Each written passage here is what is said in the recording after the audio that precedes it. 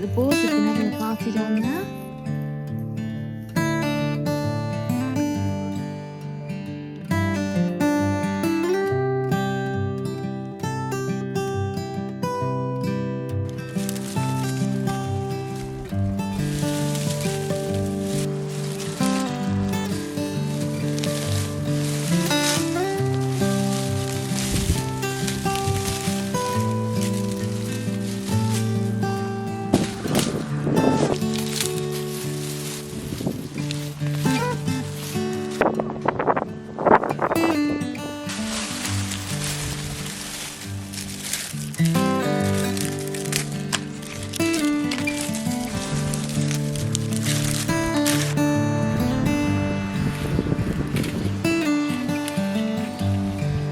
So these peas are called moreas. It's like a traditional kind of pea from this area, and they always do really well, so I always grow them because I normally don't have much luck with other kinds of peas. But this year I did, so I'm just harvesting these for seed. We have had some fresh and we have still got some pods to eat fresh, but mostly I will keep these for seed. I mean, this is what they look like fresh, just look like normal peas. I would say the flavour is it's not the best pea I've ever eaten, let's put it that way. And then when they're all dried, obviously it looks like a seed. I don't know if anyone does anything with them dry. Let me know if you do, whether you can like cook them up from dry like chickpeas or anything like that, because I'm going to have quite a lot of seed.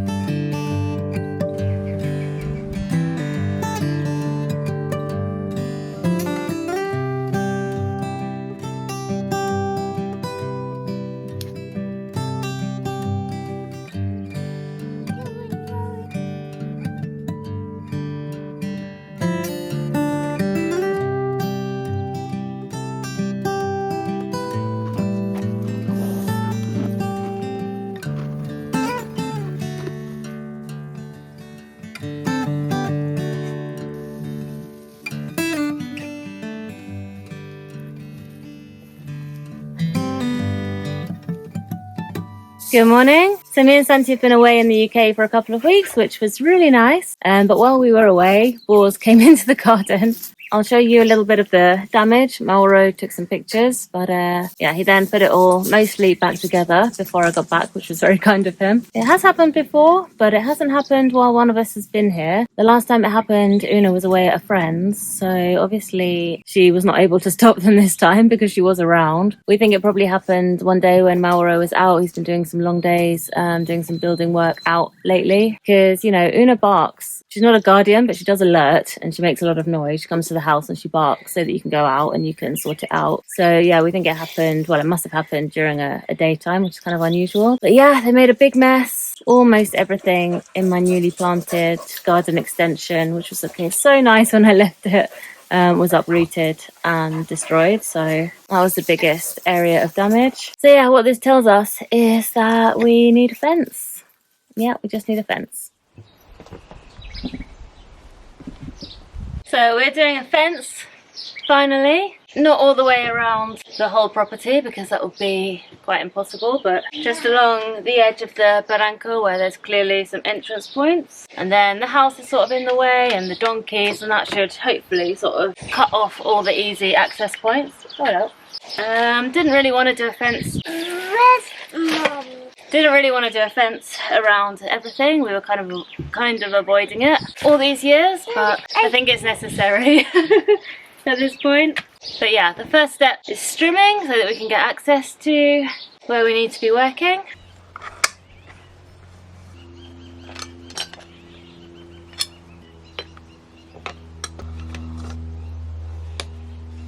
After much deliberation, we decided to go for wire stock fencing rather than electric. I know electric is the undisputed best defence against boars, and we have used it successfully in the past around a smaller garden area, but I learned from that experience that maintaining it is a challenge, and I personally just think it looks ugly and don't really like it. The stock fencing hopefully can be hidden by letting the wildflowers, trees and shrubs grow in front of it and around it. Electric would also just give me another thing to worry about with Santi, whereas stock fencing will actually be helpful in containing him. So that is what we're going for.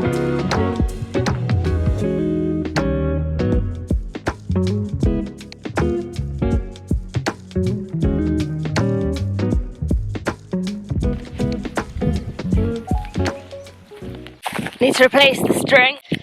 Yeah, it's quite hard around here because there's lots of quite dense stuff and it uses a lot of string, but we're getting there.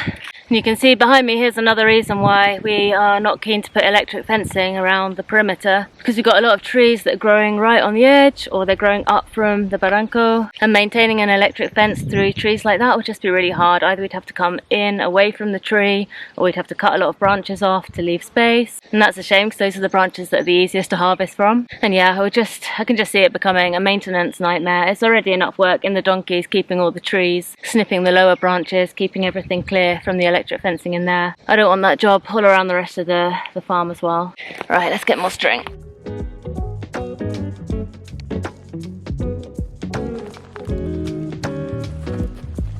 Yeah, you can see here clearly one of the pathways that they use to come up from the barranco, the big dip, clear pathway there. I've seen a couple of those sort of routes.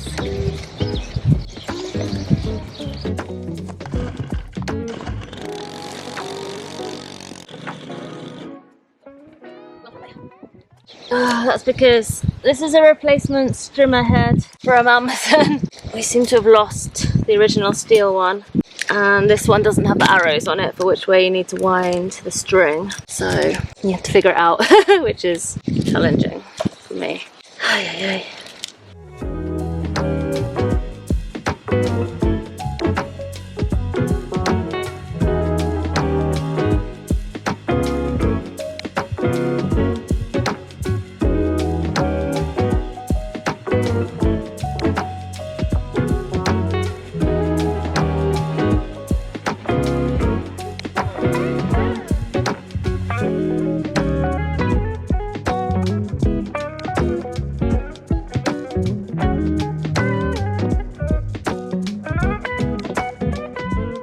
So this is my current problem area in the garden. As you can see, it's very overgrown. The beds start here, and this is like along the edge of the dividing wall which divides the garden from the donkey terraces. So it's just about here on an aerial view, and I just don't really do much with this space, so it gets really overgrown. I did try and establish, I noticed that there's a lot of blackberries growing on the other side of the wall, so I was trying to establish some thornless blackberries down this side, but they haven't really done very well. I've just cut that one off with the strimmer because I couldn't see where it was, but still it wasn't doing well. It's hard to kind of protect them over here. Yeah, I was trying to just show where they were with the tiles, but it just gets too overgrown too quickly. There's another one in there.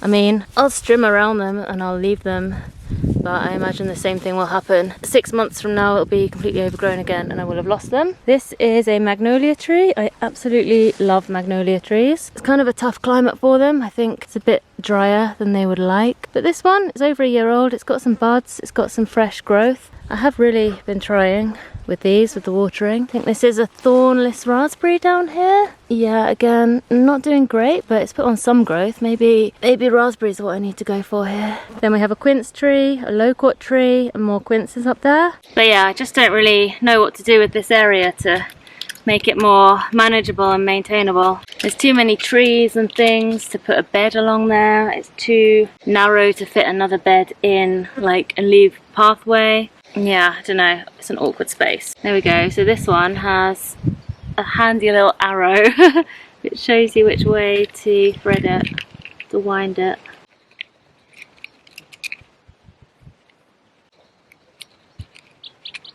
I still had quite a bit of strimming ahead of me before the whole of the land was ready for summer, but in the meantime I was also using the cooler evenings to replant everything that needed replanting.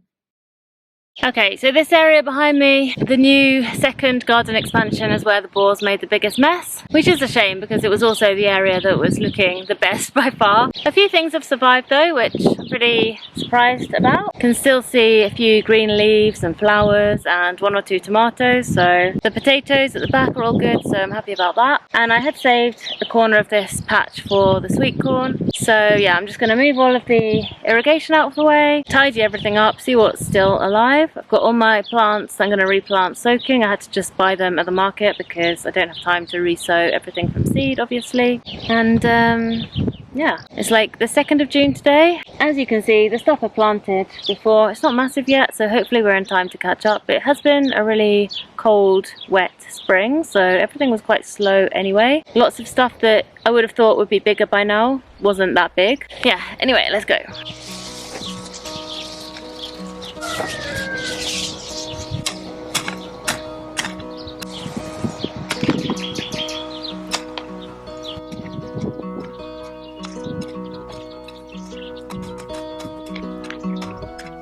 Starting with the sweet corn because it's probably the easiest and I'll feel good. So I've got 3 neat rows at the end.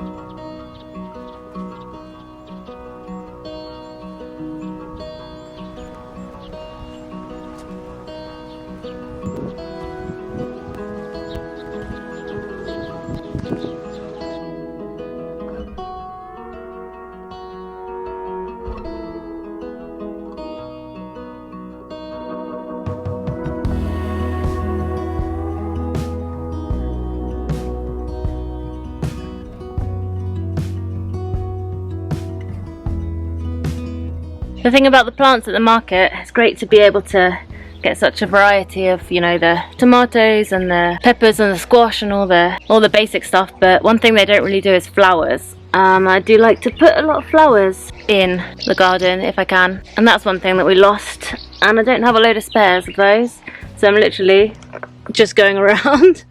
Found this self-seeded sunflower growing in a pot, so we're going to take that. Anything will do at this point, right?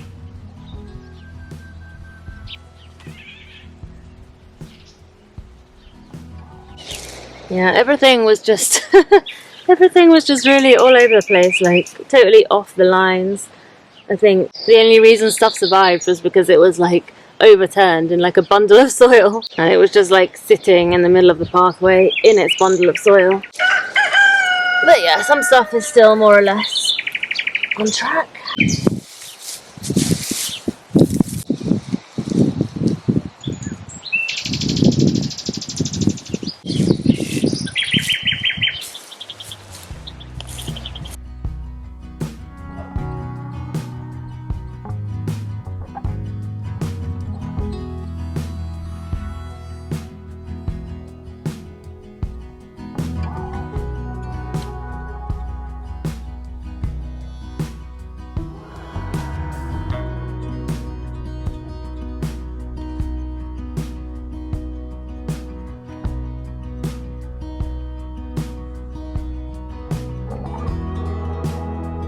I always have trouble sowing small, slow to germinate seeds like carrots in my garden because firstly I find it really hard to keep the ground consistently damp until they germinate, and being such tiny seeds they also struggle to fight through the mulch which I put down. As such, I have just never managed to grow a good crop of carrots, so I decided to try direct sowing some along this irrigation line to see if that way it would actually stay damp enough to sprout. I'm always up for trying new things to see what might work, so who knows, maybe after 5 years this is finally it.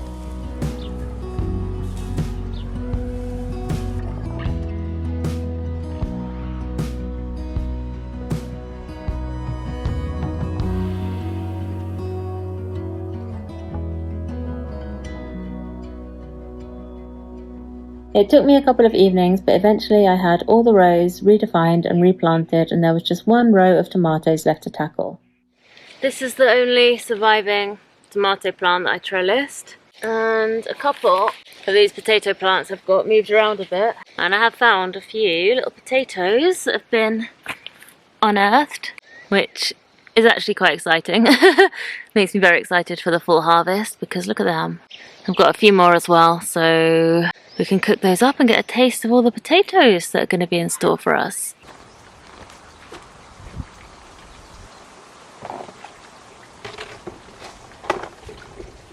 These are the potatoes I found unearthed by the boars. Don't they just look gorgeous? I was so excited to try the first fruits of my enormous potato growing experiment, and I simply boiled them and we ate them with salt and pepper and olive oil, and they were so good.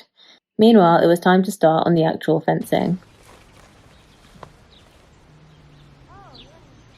Oh, I reckon here we've got a bit of wall. Yeah, I don't know. If we go here, we have to cut a lot of this fig tree. Yeah. Look here. This definitely looks like they could have come up here. Look at this. Look at that. That's a very clear hole in there. I think we should try and cut a bit. Maybe cut a bit. Yeah. Yeah, maybe cut a bit and see how it works. And I mean, the donkeys are just over there, so I don't think they'll go like too much past this fig tree. How about we just cut some of this back and...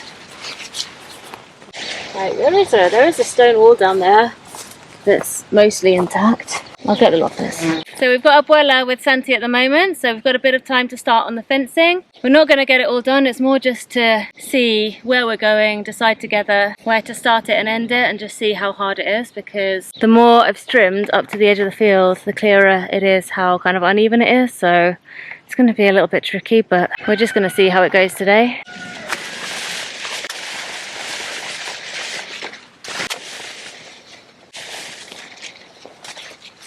After deciding where to start the fence, we set to work cutting back a fig tree which was growing all over the side of the terrace wall to allow us access for putting in the first posts. Since we have such high and intact terrace walls among most of our boundary, we're focusing on fencing this area here where there are at least 5 clear entrance points where the terraced wall has been damaged and the boars have found a way up. To fence our whole land would be a tricky job and would need some thinking through, because there are many levels and little terraces and potential entrance points that we would have to consider. I think it's doable and maybe we will attempt it one day, but for now we are focusing on blocking the clearest routes we know the boars use. Oh, maybe I did cut it. Whoops. Oopsie. Well, I probably needed a prune. Maybe not that bit.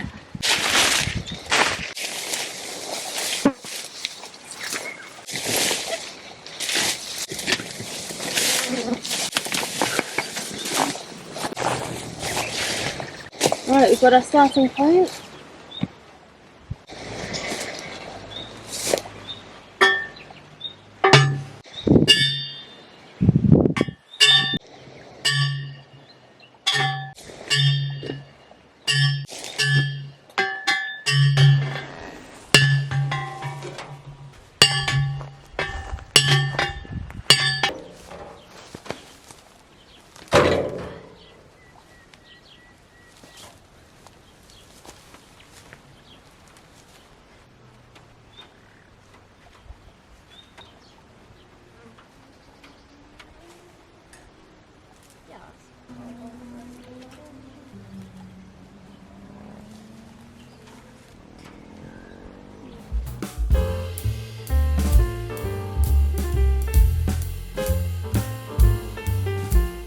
Right, I've had an outfit change. I've just finished trimming, so I'm done working for the day. I'm now officially in my post-holding assistant's outfit only.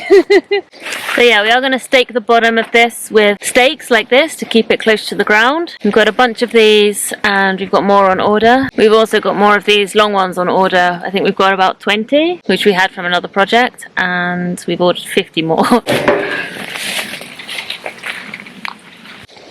What was caught on itself.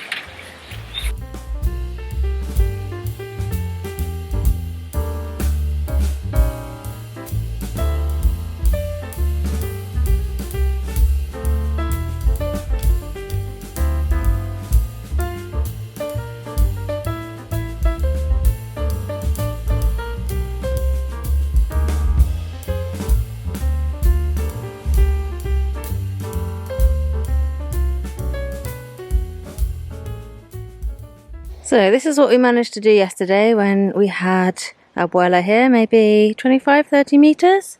Yeah, this is a beehive, by the way. Hasn't got any bees moved in yet, but we keep moving it around different places, hoping that they might move in at some point. So yeah, we can't really do any more until we have someone to help with Santi. Although we're going to give it a go this afternoon. We'll see what happens. But now I'm just going to go along the bottom and put a few stakes in.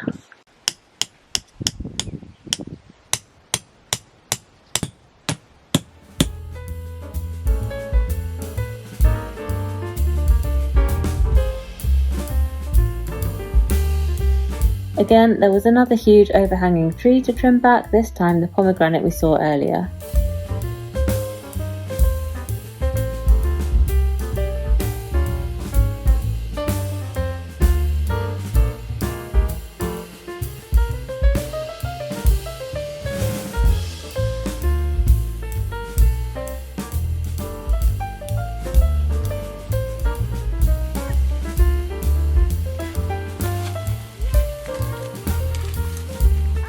Oh, look at the size of this old tree. That is crazy.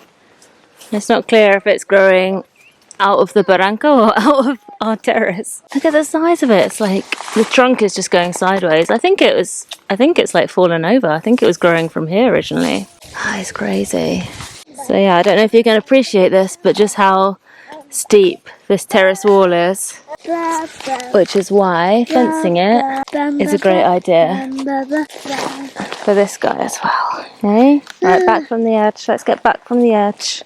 It is at least 3 meters down there. Look at all the ivy growing under here. Look at all the ivy. This is ivy. This is the ivy. It's clearing up all the undergrowth so we can put the fence in. We're gonna do some. We're gonna do.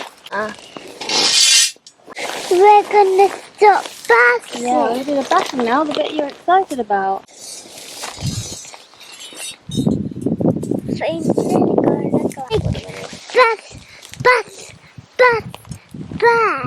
Can I have a glove? It's really hot.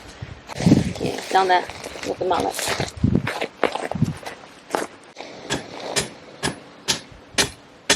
Whoa! Woo!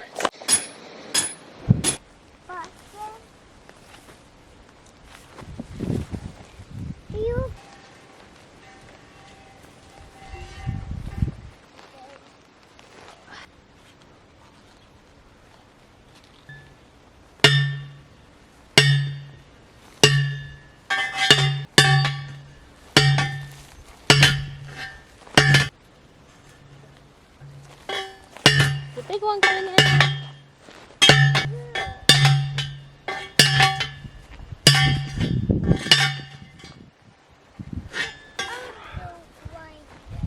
In the tree and then, At least, yeah. Things were actually going really quickly. Before we knew it, we had come round the first corner and we were in front of the pomegranate tree.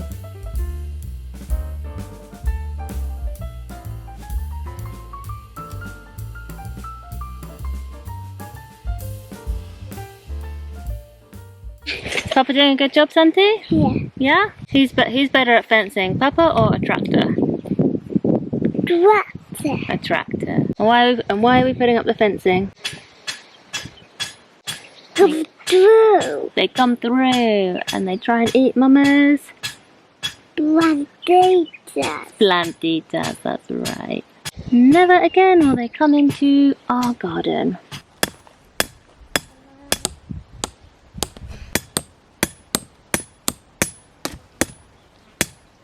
Can I have another one of those, please? Don't chuck them down the don't chuck them down the barranco.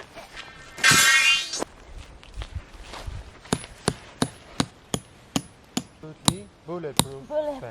Picky fruit. To be fair, it does make life a lot easier that everything we've already done, as long as he's that side of us, like he's safe. It's going better than I expected.